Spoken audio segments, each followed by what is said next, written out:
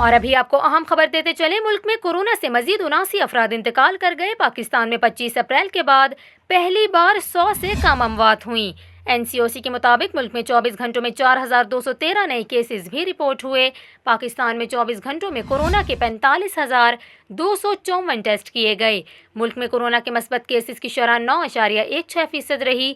آپ کو بتائیں، ملک میں کورونا سے ہلاکتوں کی مجموعی تعداد 18,149 ہو گئی۔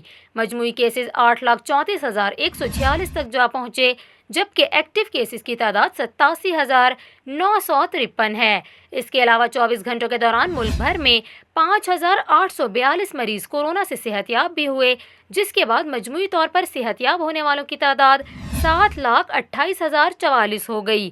آپ کو یہاں یہ بھی بتائیں، کورونا وائرس سے سب سے زیادہ اموات صوبہ پنجاب میں ہوئی۔ پنجاب میں اب تک 8,572 افراد کورونا میں مبتلا ہو کر جان سے جا چکے ہیں۔